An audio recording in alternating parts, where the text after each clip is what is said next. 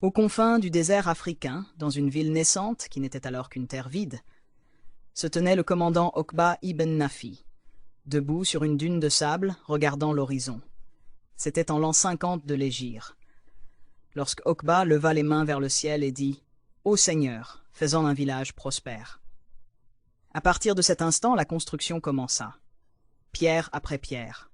Une mosquée que son fondateur voulait être une forteresse pour la foi, une école pour la science et un point de départ pour la civilisation islamique au Maghreb. Ainsi naquit la mosquée Okba ibn Nafi, le cœur qui fit battre Kairouan dès le premier lahza.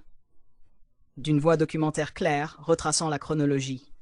Les siècles passèrent et les dynasties se succédèrent.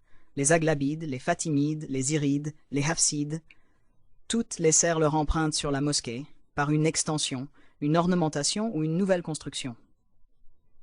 Et au XIIe siècle de l'Hégire, nous sommes aujourd'hui.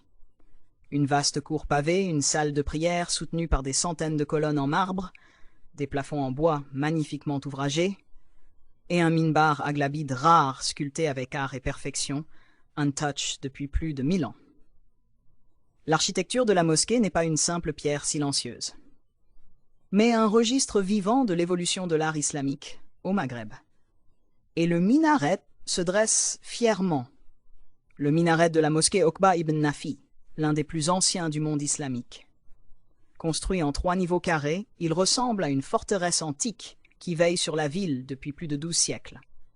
Il n'était pas seulement un phare pour l'appel à la prière, mais aussi un repère pour les voyageurs du désert, visibles de loin, leur annonçant qu'ils approchaient de Kairouan.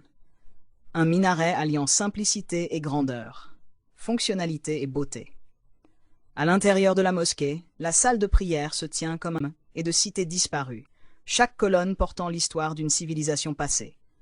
Quant au plafond en bois sculpté, c'est un tableau artistique empreint de l'âme maghrébine et de la créativité islamique. Et devant, le minbar aghlabide éternel, pièce unique réalisée il y a 12 siècles et toujours intacte aujourd'hui. Ici, le lieu respire le parfum du temps et resplendit de la main de l'artisan musulman qui a fait de la mosquée un monde de beauté et de création. Aujourd'hui, la mosquée Okba ibn Nafi se tient témoin du passé et un souffle pour le présent.